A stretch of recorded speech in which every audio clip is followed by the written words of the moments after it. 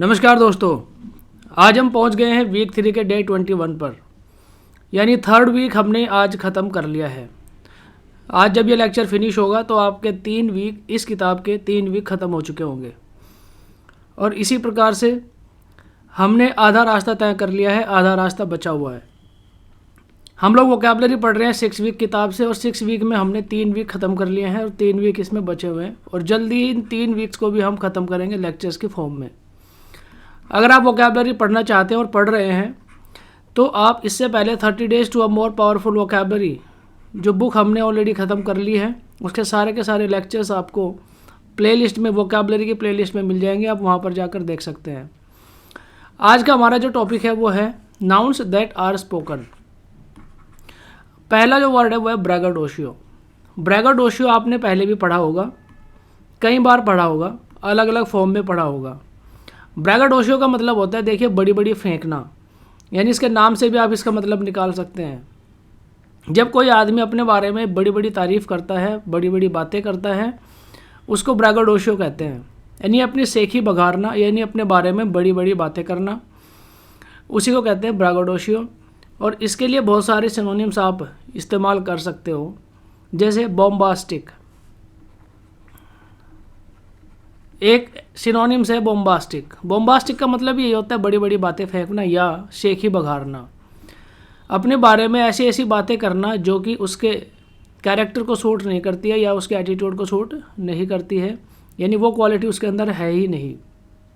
कोई छोटा काम करने के बजाय या कोई छोटा काम करके उसको बढ़ा चढ़ा के लोगों के सामने बताना ताकि उसकी इमेज बड़ी हो सके, यही इसका मतलब है ब्रैगेडोशियो, यानी बड़ी बड़ी बातें फेंकना, या पोम्पस भी आप इसको कह सकते हैं। पोम्पस, बॉम्बास्टिक, बड़ी बड़ी बातें फेंकना, शेखी बघारना, ये सभी मीनिंग होते हैं ब्रैगेडोशियो के। नेक्स्ट हमारा वर्ड है एनकोमियम। एनकोमियम का मतलब क्या होता है? एनकोमियम का मतलब, देखिए, मैं आपको एक एग्जांपल की मदद से समझाता हूँ। यानी हमारी जो अगर इंडियन क्रिकेट टीम, अगर Bharat cricket team world cup जीत जाती है, तो वर्ल्ड कप जीतने के बाद ट्विटर के ऊपर, फेसबुक के ऊपर बहुत सारे बधाइयों के मैसेजेस खिलाड़ियों को आएंगे, कैप्टन को आएंगे, टीम को आएंगे, अलग अलग। जो अच्छा प्लेयर होगा, यानी जिसको मैन ऑफ द सीरीज़ मिलेगा, उसको अलग से प्रेज़ मिलेगा, यानी वाहवाही मिलेगी, तारीफ़ मिलेगी अलग अलग डिग्निटीज से। हो सकता है प्रधानमंत्री भी उनके बारे में ट्वीट कर दे या अपनी कोई बात, उनको प्रेज़ करते हुए अपनी कोई बात सोशल मीडिया पर पोस्ट कर दे।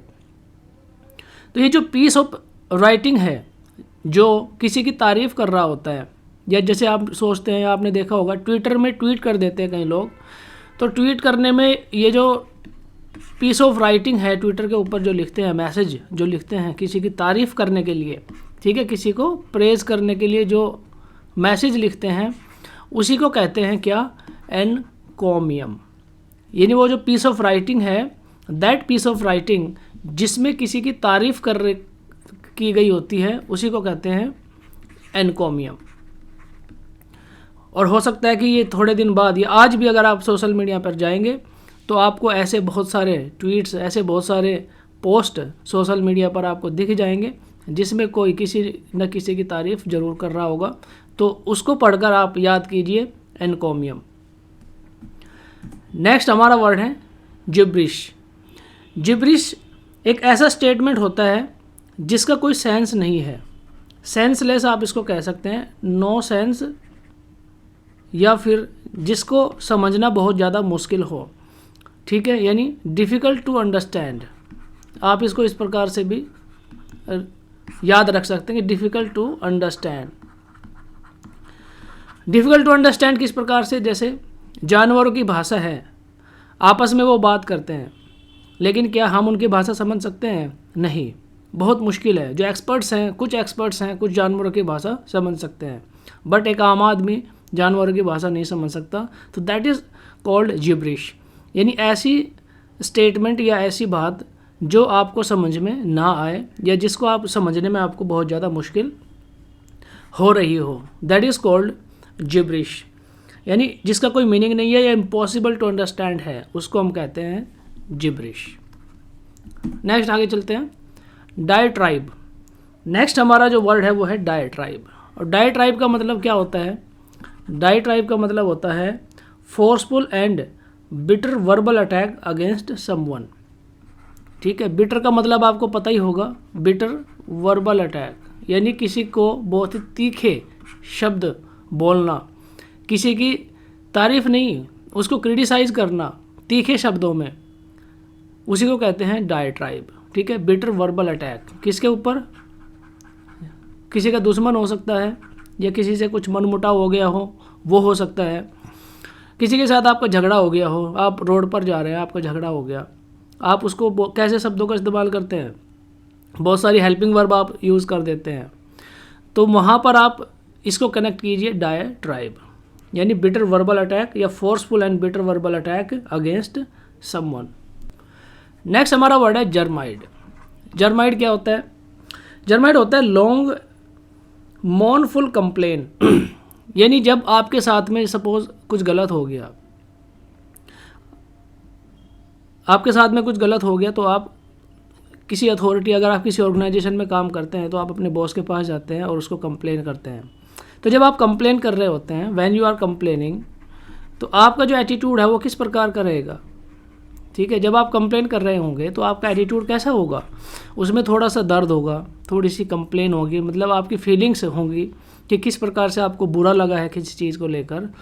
तो जब आप लंबे समय तक या किसी व्यक्ति की कंप्लेन करते हैं किसी अथॉरिटी के सामने, उसी को कहते हैं जर्माइड। जर्माइड में आपके अंदर गुस्सा होगा, आपके अंदर फीलिंग हर्ट्स यानी दुख होगा, और आप किसी के बारे में कंप्लेन कर रहे होंगे, किसी के बारे में बता रहे होंगे किसी को, तो दैट इज़ कॉल्ड क्या? लॉन्ग मॉर्नफुल कंप्लेन या एंगर। गुस्से में आप जब कंप्लेन करते हैं किसी के भी बारे में, उसी को कहते हैं जर्माइड। इसको आप कनेक्ट कीजिए आपके स्कूल में, जब आप क्लास में थे, किसी क्लास फेलो के साथ आपका झगड़ा हो गया, तो आप टीचर के पास किस प्रकार से उसकी बात बताते हैं।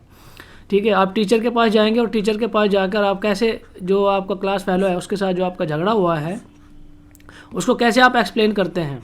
ठीक है, आप ये दिखाने की कोशिश करते हैं कि यू आर द विक्टिम। ठीक है, आप ही विक्टिम हैं और आपने कुछ भी गलत नहीं करा है, दूसरे व्यक्ति ने आपके साथ गलत किया है। तो इसी को कहते हैं जर्माइड। ये जो एक्सप्लेनेशन आप कर रहे हैं ना, ठीक है, इसी को कहते हैं जर्माइड। नेक्स्ट वर्ड है हमारा एक्सप्लेटिव।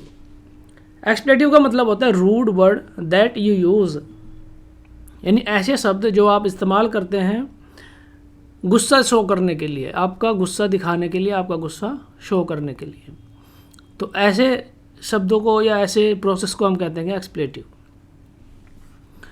यानी use of word in anger. गुस्से में जब आप शब्दों का इस्तेमाल करते हैं अपना गुस्सा शो करने के लिए, जब आप जिन शब्दों का इस्तेमाल करते हैं उन्हीं को कहते हैं क्या? एक्सप्लेटिव। इसको भी आप किसी न किसी एग्जाम्पल के साथ कनेक्ट कर सकते हैं। जब आप पेन में होते हैं, when you are in pain या when you are in anger, ठीक है, दोनों सिचुएशन आप देख लीजिए। अगर आप पेन में हैं या तो आप एंगर में हैं, तो जिस प्रकार से आप किसी के सामने बातें करते हैं गुस्से में या पेन में, दर्द में, तो उसको कहते हैं एक्सप्लेटिव।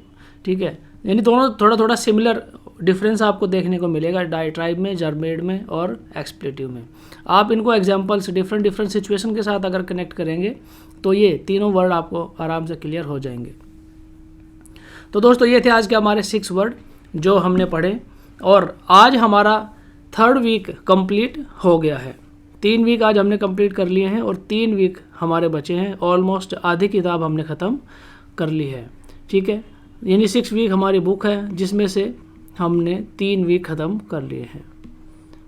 तो आधे पड़ाव पर हम पहुंच गए हैं, आधे पड़ाव को भी जल्दी हम पार करेंगे। इसी प्रकार से आप इन लेक्चर्स के साथ जुड़े रहिए और इन लेक्चर्स को देखिए।